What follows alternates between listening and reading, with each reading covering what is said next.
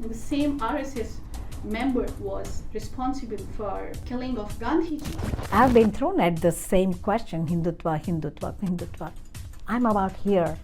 Now I'm here now. I'm openly expressing, stop. Oh, RSS has turned rogue. RSS has turned terrorist. If really the minorities were that insecure, how did he get 82.46%? Mainstream media is playing games with their lives.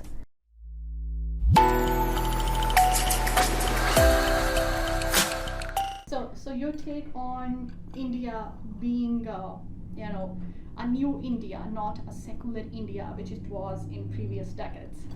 I think it is still a very secular India because we have all religions possible in the country. And the population is always growing. I mean, it's just not the Hindu population, it's the Muslim population, it's the Sikh population, it's the Christian population. It's tremendously growing. Yeah, in the last few years it has reduced. It's not because of any restrictions from the government, but it's because of the liberalism and the more educated people want to go for education, wait to have children, and they take contraceptives. So all of these do factor when you see there is a population drop in any country.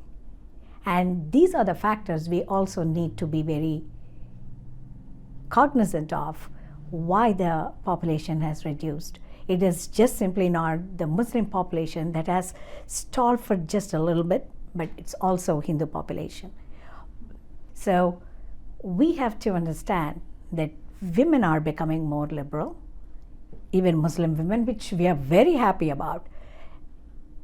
With CAA and other things, the best thing that happened to Muslim population, especially instead of saying Muslim population, I want to categorize how it had benefited women, especially. And before that, he has removed triple talaq in India. That has been plaguing Muslim women in India. And now, like every other Hindu woman or any other religious woman, ethnic woman in India, they also have the right to protect their marriage. That triple talaq is not going to affect their wedding. And so many mothers-in-law, daughters, they're very happy about it. And I think in the second term of Modi's election, I think that's what has helped him a lot, more than anything else. You don't see Muslim women opposing Modi because they have benefited out of his administration. And even he has increased a lot of money and funding to educate Muslim women. So there are so many things, good things that are happening to women. I mean, I'm not a feminist by any reason. I always think that if God and Khuda has made a man and woman, he had made us for a purpose, and we are equal, and we complement each other for this nature to grow, for this life to sustain. It's very important to have this, both the union of man and a woman, which God has made us in purpose. So when women has gotten so many rights, I think that's where the true growth I would see in India, because I've had so many Muslim friends. They have been married to their husbands in Saudi Arabia, who is working in Saudi Arabia and in other parts of countries, Islamic countries, but they always did not get their right, even though they had that Indian citizenship. Because of the triple talaq, they were all victims. Their children are victims. If they are my friends, you can imagine, who got married at the age of 15 while I was in school, and now their children, their daughters, they've been affected by triple talaq. So that's the best thing that has happened. And I think India will always, always remain secular, regardless of who comes to power. Political ideologies always are different when it comes to two people interacting with each other. We don't have a memory of not having kheer with our Muslim friends on an Eid night. We don't have a memory of not eating biryani on an Eid night. Because I'm a vegetarian, they would make a special vegetable biryani for us. We don't have any memories of having bad relationships. It's just the political ideologies, regardless of what political ideologies are. And of course, the administration changes every 5 years. Thank you so much. That takes me to a point where, as an outsider, I have a question that at individual level, people living in harmony, and as you have shared your memories from the festivities, but then we see that the sad episode of Gujarat happened, and PM Modi was then CM at that time. And then there is another narrative which is vocal in the statements of politicians of BJP now. It was not in 90s, and that is about Hindutva and Hinduism. So in a diverse country, when it comes to the leaders like coming from the grassroots level, and they are hinting at Hindutva and these things, and then they are frequently seen with the people from RSS. Same RSS member was responsible for killing of Gandhiji, so it raises some eyebrows. So my question is, from you as a vigilant Indian, that where is it, you think, where is it coming from? What are the trends? What is the timeline for such trends that such people are taking, I would say, seat in Rajya Sabha, Lok Sabha, and such people are being so vocalist? Because Right. if a person stands at a podium Sure. in front of thousands, and for example, presidential candidate Tulsi ji, she talked about that. Okay, fine, it's about religion, and in a diverse country that insecured many minorities. So Right. I would like you to comment on this and answer some. Sure. Number one, I want to put it on record about RSS. Growing up, I never heard that word. Okay? I came to this country in my mid-20s, and I never heard about RSS either. It was last year when I was running for office, I have tons of trolls on my Twitter abusing. So these are the people who had actually thrown that term RSS at me. Until such time, I've never heard of RSS. I have no clue. I have not had any friends who are part of RSS. Of course, I'm sitting here and conversing with you. Do I ask, are you part of some organization? We don't. We just meet socially. We just have conversations. And especially, coming from the same roots, even in a social context, you simply just are sitting in a separate room with women than men. When is it that we South Asians, Pakistani women or Indian women, when is it that we have already actually been sitting with men in any social setting and having a conversation?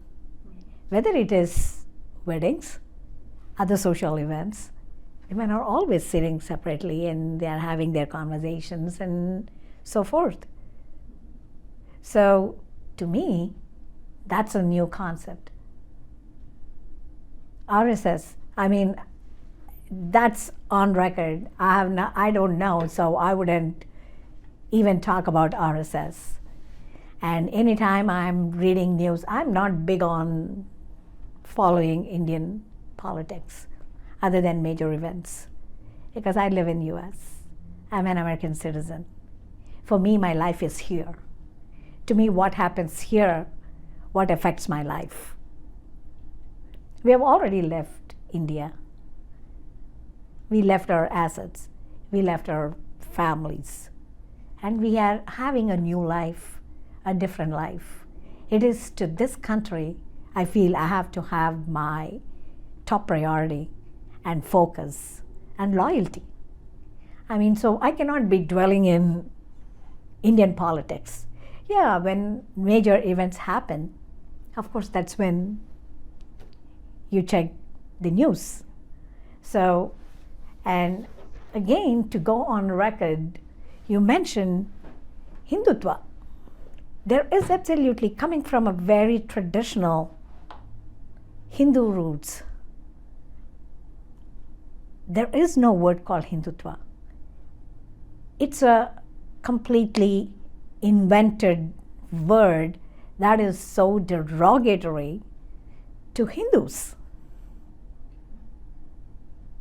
A political ideology, what you read in political science in colleges, is completely different, a standalone, nothing to do with religion. Why use or invent a word with Hindu, then Twa, maligning all Hindus?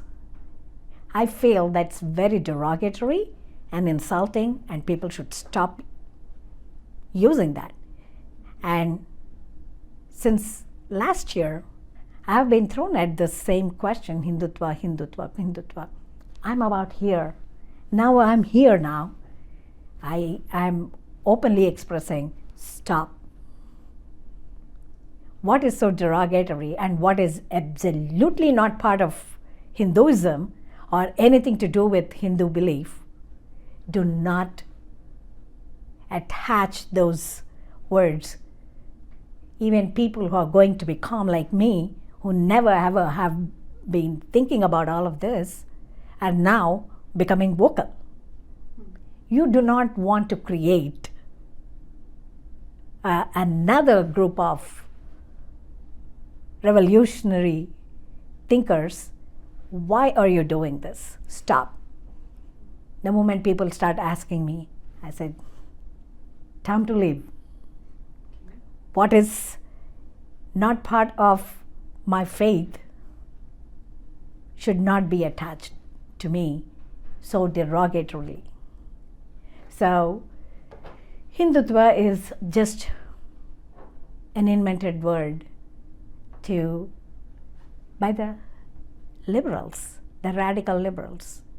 When you and I sit and talk, we did have a long conversation over the phone, and it was all about culture, the family, the values, that's all.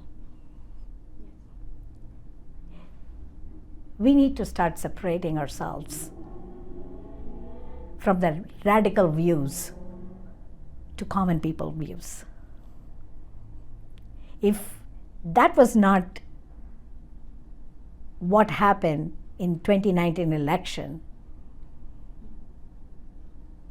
Modi would have not become a prime minister with 82.46% majority. That's the biggest democracy in the world. And people also start using regime. They must stop using that as a word, regime. What is the biggest democracy? The person who won with 82.46%. And how many BJP votes did he get? 37%. And the remaining 37.46% BJP votes, and 47% the coalition votes.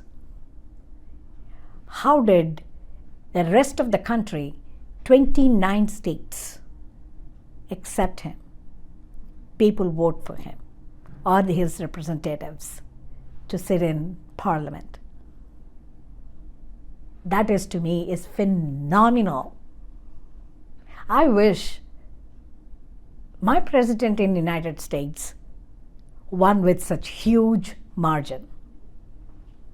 That'd be something to be proud for Indians, how they did, what they did, and what changed their mind.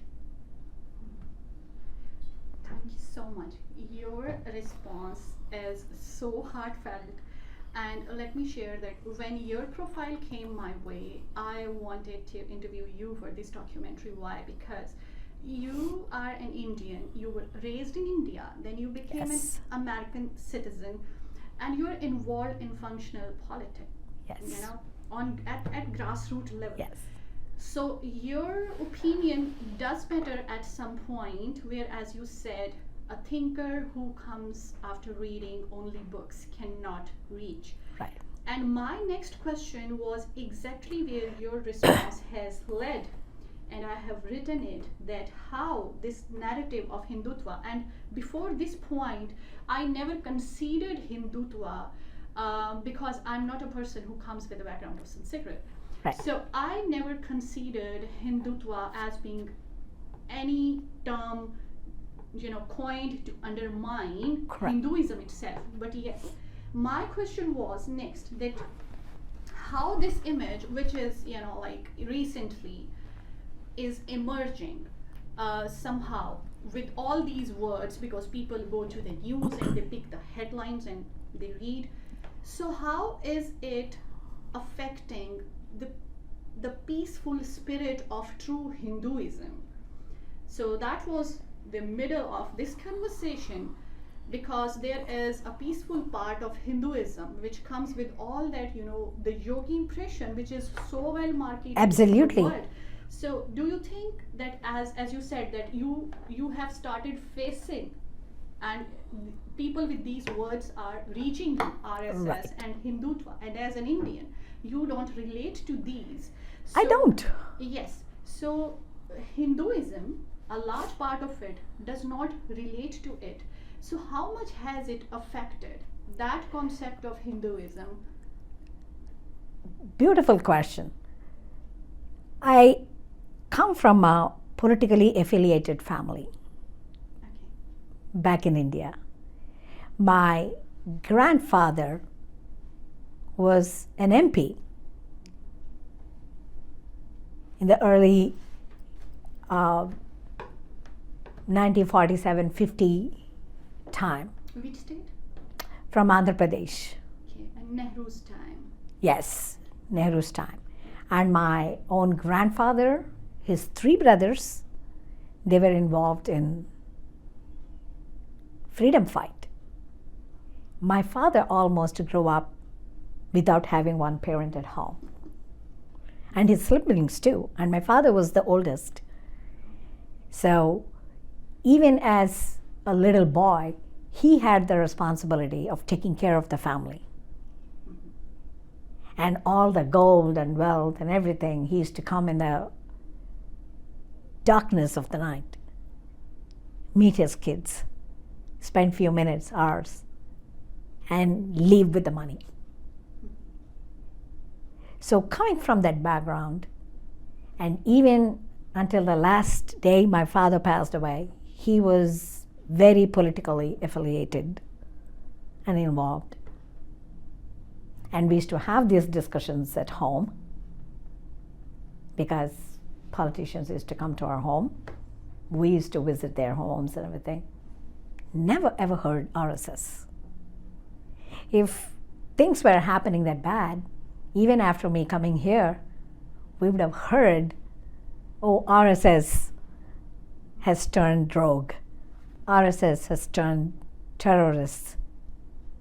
I've never heard. It should have hit the headlines, newspapers. After a certain point, after you get your citizenship, you want to learn American culture. You want to actually assimilate into this society. And that's when you will start disassociating yourself from Indian politics, because we are trying to grow. We are trying to understand. So what was your other part of the question, if I may ask? How has it affected this narrative? This of the peaceful- lately, yes, lately this has definitely started affecting Hindus in United States. The very fact they're using this RSS is a rogue organization, Hindutva. People can only start registering that Hindu word Exactly. and what is happening. So this is an intentional maligning of Hindus, with not only within the country, in the globe, in the world. We are all affected, and people are becoming Hindu-phobic. I invite you to come and be on my Twitter. I keep blocking tens and tens and tens. I think between yesterday and today, I must have blocked 50, 80 people. They're so Hindu-phobic. Talking nasty to a woman. Where has our culture gone? Is that the culture? I know Muslim culture very well. Nobody can ask me what the Muslim culture is. They are so traditional. They are so conservative. And where has that culture gone now? People are falling prey for the radical ideologies. I think they are losing their the very basic decency. I'm seeing this just not in India or in Pakistan or Pakistanis or radical anybody who is in Bharat. I'm seeing that trend even in the United States. If you're a conservative, you're a target. People get nasty. We need to start identifying conservatives from the radicalists. Perfect line. Perfect line. So, allow me to go to the next question, and that is a common man cannot decipher the way you have, because you have a history of political insight and vigilance coming from the family as a child, observing and all. And one wonders if this is the state of matters, then how much it has made non-Hindu communities in India insecure. The only reason they must feel insecure is by following only the mainstream media. It's the mainstream media that is to be blamed for what is happening. If really the minorities were that insecure, how did he get 82.46% votes? I think if you had seen, I've been to Howdy Modi. I was one of the VVIP guests sitting there, and you will not believe, if you go on my website and see, I with so much pride, I put it on display. One entire huge section was for Muslim brothers and sisters. I couldn't imagine that many Muslims living abroad, forget about in India, living abroad would be part of Howdy Modi, and they were cheering. I think they were cheering, they were the loudest and cheering. The moment they see us with sari, when I was there, with so much respect and humility, they came and wished me. It's not that people are foolish. They know mainstream media is playing games with their lives. And at the end of the day, 2019, in May, when it was time to go vote, people quietly, secretly went and voted for Modi ji. We never expected that to happen. How? 86%, 82% of people love him.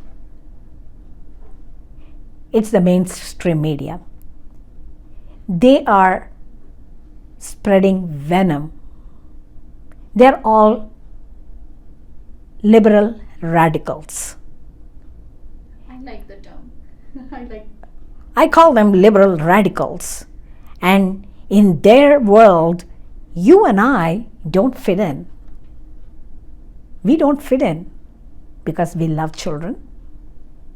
We love keeping our families together. We go to any length to protect our families.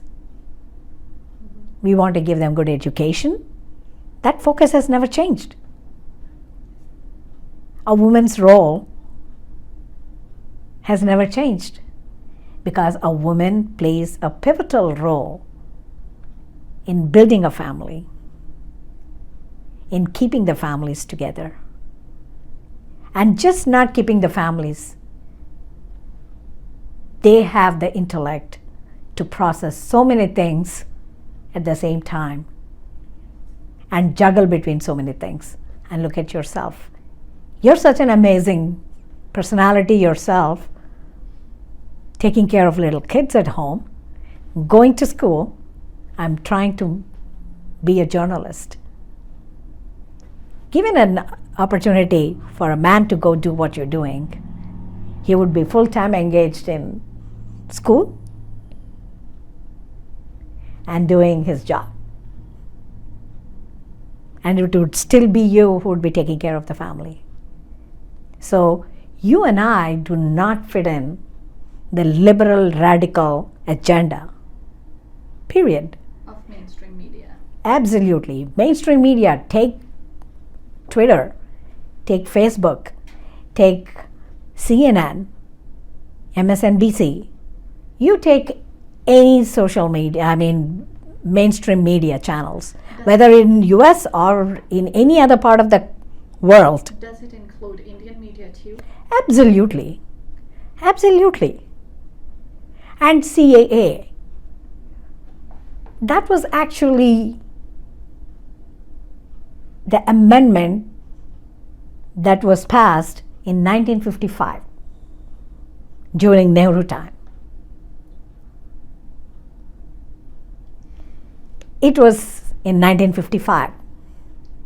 What happened from then until 2019 or 2018, whenever that happened? 2019. Yeah. So what happened in between? They had all the power.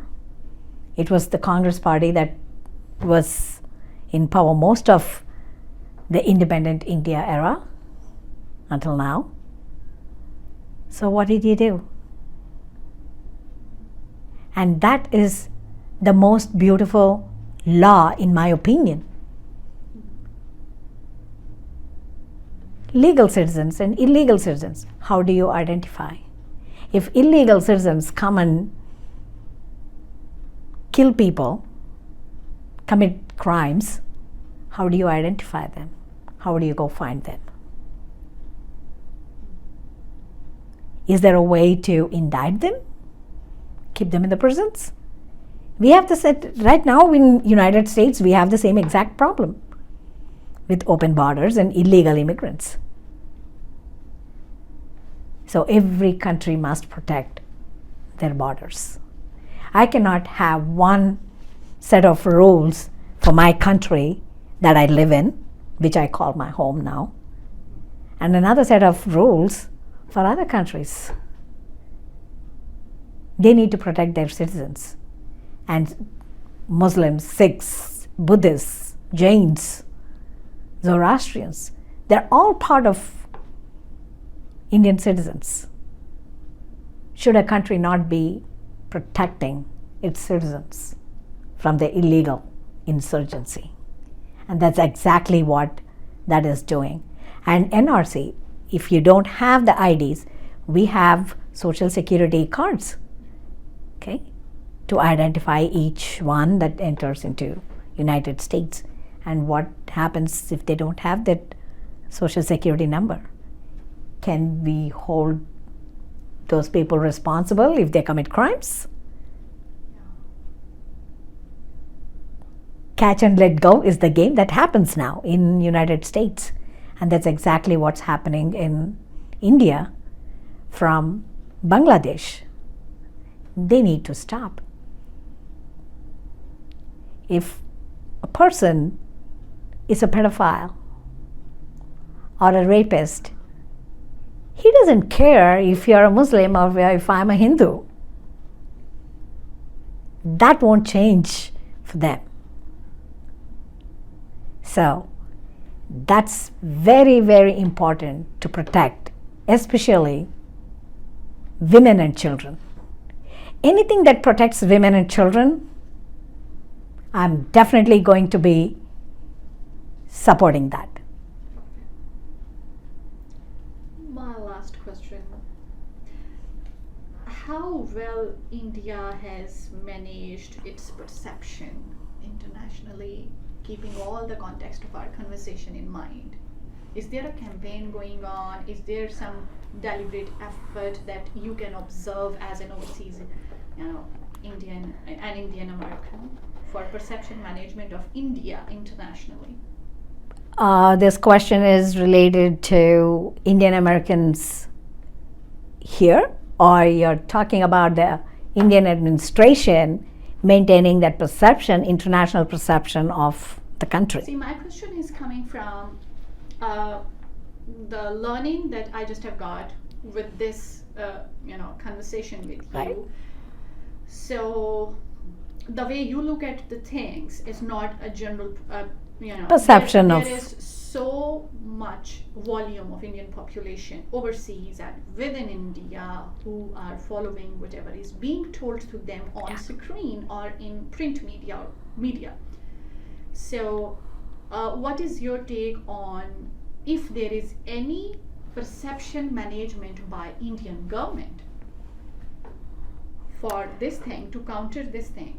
I don't know. I have not seen Indian government doing anything about cleaning the perception of the international perception of what others are saying or thinking about their secularism.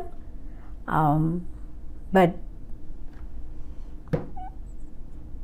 definitely for Indian Americans, it's a wake-up call, because there's so much Hinduphobia in schools, in communities. And even as a woman who is running for office, I'm not spared either because I'm a Hindu. That should not matter. And you are in a public office of America. Exactly. So this So- is where perception trickles down, because it comes subconsciously to human behavior. Exactly. And who is creating this perception? Mainstream media. And what students and kids are being taught in school, the history, is all bogus. Our history has changed. When I say our history, you were part of India. Before 1947, August 14th, you were part of India. And even when British was still in India, the history started already changing. What has been taught has already been changing. And to some extent, the later part of Mughal rule in India, that also changed. So it's a country of constant invasion for thousands of years, hundreds of years. I think it was in 500 BC, the first Mughals started ruling India. Until such time, we are all the same. We all believed in the same. No differences. And this was created complexity. Either it is for Pakistan or for India. It's time to move on. Why did India and Pakistan have to separate? Anyways, okay, the British wanted to break India, but did we let it happen? We did let it happen. And who is responsible for letting that happen? Nehru and Jinnah. If they both did not have the thirst for becoming the prime minister over the welfare of people, there would have not been a creation or a separation of Pakistan and now Bangladesh. So we are all victims of Nehru and Jinnah, the selfish leaders that we had to put up with. Did we not have better leaders to choose to become the first prime minister and still to keep India together? They could have done it. They didn't do it. They were in a hurry. Okay, they just simply agreed to give us freedom. Let's take it and run. And who took advantage? Nehru and Jinnah, becoming prime ministers of both these two lands. Governor General. Exactly. Yeah. Did we all have to become victims of that? We did. That is history. But nobody talks about that part of history. And who is teaching, okay, India moved on? Never ever. This is my personal experience too. Life throws lemons at us. Learn to make some lemonade and chill with the lemonade. I think India, British threw lemon at both. Now, ab lado, maro, khatam ho jao. Okay?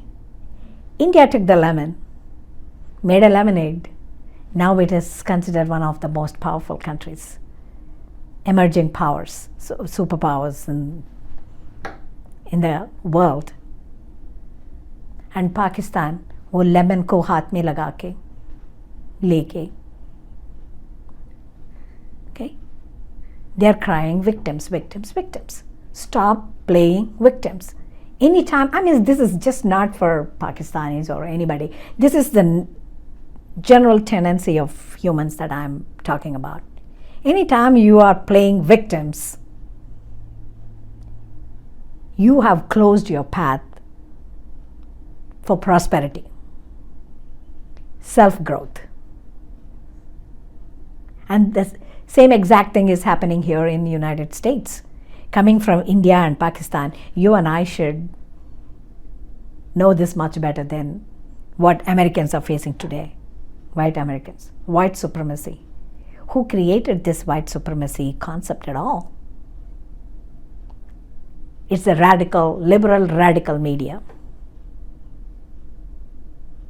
and the politicians.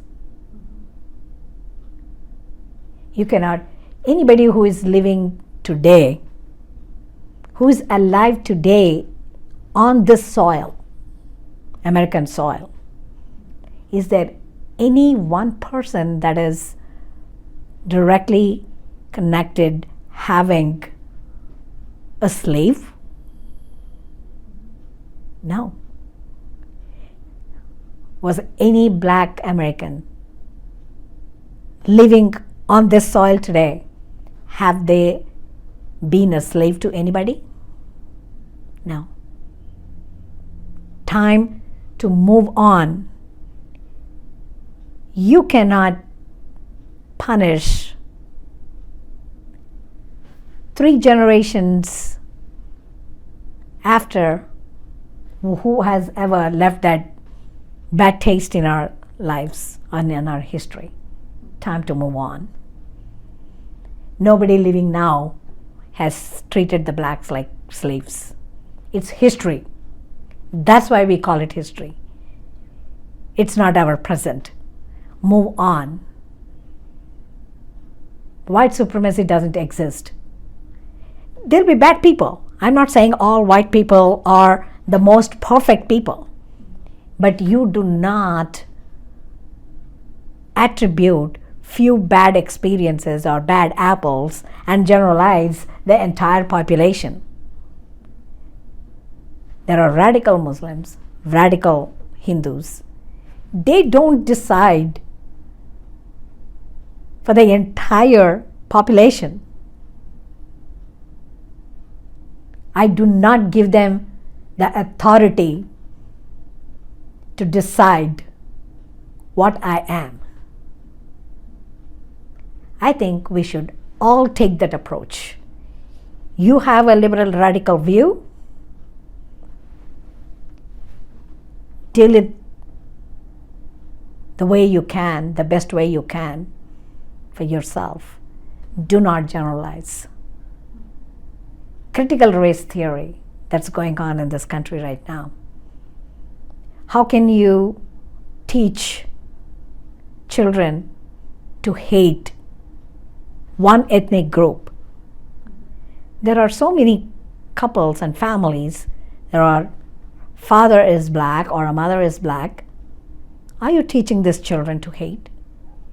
You leave two children in a room, they will play. They don't have the problem with the color of the skin. Like you and I don't care when you go home whether you're reading Quran or I'm reading my Gita. We continue to be civil towards each other. I think this is where most 82.46% of India is like. And now you can see what small percentage they still want to dwell in the past and cause ruckus for power. This is all about power and control. It's all about power and control. In every country, we need to learn to defeat the liberal radicals world over. That's a task. I think only women can do it differently, from a different perspective. You are happy to see a child play, regardless of who your child is playing with.